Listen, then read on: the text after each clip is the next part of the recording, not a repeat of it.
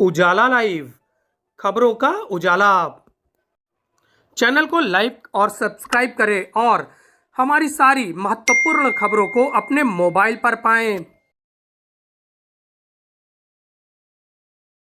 संगम नगरी प्रयागराज में संतों ने शुरू की 6 दिवसीय पंचकोशीय परिक्रमा। संगम नगरी प्रयागराज के माघ मेले में संतों ने पंचकोशीय परिक्रमा शुरू की है। महर्षि भारद्वाज ने यह परंपरा शुरू की थी। संगम आरती और पूजन के बाद 5 दिवसीय पंचकोशीय परिक्रमा शुरू हो गई। पंचकोशीय परिक्रमा की शुरुआत से पहले साधु संतों और मेला प्राधिकरण के अधिकारियों ने विधिवत वैदिक मंत्रोच्चार के साथ त्रिवेणी पूजन और आरती किया। संगम पूजन आरती के बाद सीधे साधु संत किला स्थित अक्षयवट मंदिर पहुँचे। यहाँ पर दर्शन पूजन के बाद लेटे हनुमान मंदिर में दर्शन किया। इसके बाद पंचकोशीय परिक्रमा आगे बढ़ गई। पंचकोशीय परिक्रमा की शुरुआत जूना अखाड़े के संरक्षक हरिगिरी महाराज की अगुवाई में शुरू हुई। बड़ी संख्या में साधु संत प्रयागराज की पंचकोशीय परिक्रमा में शामिल हुए। अगले 5 दिनों तक प्रयागराज के चारों दिशाओं में स्थित तीर्थों और मठ मंदिरों में साधु संत पंचकोशीय परिक्रमा के जरिए दर्शन, पूजन और अर्चन करेंगे। प्रयागराज में पंचकोशीय परिक्रमा का विशेष महत्व है। यही वजह है कि हर वर्ष माघ मास में साधु संत पंचकोशीय परिक्रमा के जरिए तीर्थों का दर्शन पूजन करते हैं।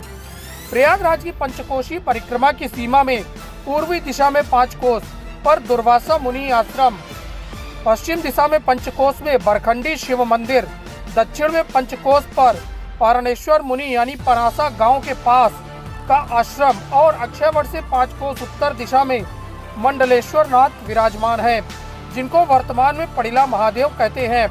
इन धार्मिक स्थानों का भ्रमण कर साधु संत दर्शन पूजन कर लोक कल्याण की कामना करते हैं।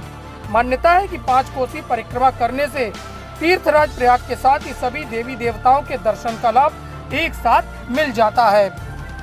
पहली बात एक ये समझिए, ये हमारी सनातन की पहली परिक्रमा आरंभ था, जिसका परिक्रमा का स्वयं शुरुआत ब्रह्मदेव के कृपा से पृथ्वी का मतलब जो कहाँ बीजारोपण किया जा, कहाँ यज्ञ किया जा, ब्रह्मा जी द्वारा पृथ्वी का चयन किया गया, जिसमें प्रयागराज धरती को उत्तम पवित्र मानी गई।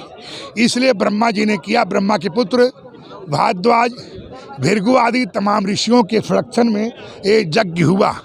अब ये हुआ को यज्ञ में समस्त देवी देवताएं और सकल समाज को आना था, इसलिए सारा समाज का आया। वो समाज का सुरक्षा के दृष्टिकोण से नारायण खड़े हुए। तो नारायण एक जिसको हम लोग मानते हैं ससु बच्चा के शकल में था, और भगवान मत्स्य अवतार में मत्स्य पुराण में तमाम चीज़ें दिया हुआ है। अब भगवान नारायण का जो प्रभाव जो रूप को माना जाता है, नारायण का तो असंख्य रूप है, इसका कोई रूप ही नहीं है। कोई सब में है, जड़ में है, चेतन में है, वायु में, उसमें सब में है। इसलिए मतलब वो चराचर में विराजमान। अगर यहाँ जो माना जाता माधव के रूप से जो आप जानते हैं, उन्हीं के अंदर से शंख जो था, जो छोटा दिखता था, एक नारायण का 108 फीट का आकार बना। ऐसे जो शंख था उसमें से एक निकला, मुकुट से निकला, संकट से हरा, और चक्र माधव, बदा माधव, पद्म माधव, और उनके मुकुट से था। और अनेक प्रकार का उसमें से 12 रूप में वर्णन हुआ। 4 दिशाओं में 4 स्थापित हुआ, फिर मध्य में हुआ। इस प्रकार से 3-3 एक दिशा में आए। इस तरह मिलाकर जो है पूरे के पूरे, जिसको हम लोग माधव के रूप से जाने जाते हैं, जो एक ससु छोटे बच्चे के रूप में पाए जाते हैं, दाहिना अंगूठा मुंह में पीते रहते हैं और चूसते रहते हैं, ऐसा प्राचीन हमारी परंपराएं हैं। भृगु द्वय जो भृगु और भगवान दत्तात्रेय का अनेक ब्रह्मा जी की इच्छा से हुआ है, भारद्वाज को सौंपा गया था। और उसके बाद परिक्रमा चलती रहेगी। समय समय से कोई शासक प्रशासक, अगर अभी इसमें शासन के साथ साथ प्रशासन, राजा और न्यायपालिका, कार्यपालिका और धर्माचारी सब लोग मिलकर इसको चला रहे हैं, जो कि कुंभ मेला और ये समझिए इलाहाबाद जो विकास, ये जो कुंभ माघ मेला जो प्राधिकरण है, कुंभ मेला जो प्राधिकरण है, इसके रेख देख में, इसके नेतृत्व में, इसके सुरक्षा में ये मेला आज आरंभ हो रही है। पहले भी आरंभ हुई थी शासनी द्वारा, और तमाम चीज़ों का मेला एक आरंभ हो रहा है। परिक्रमा। जय श्री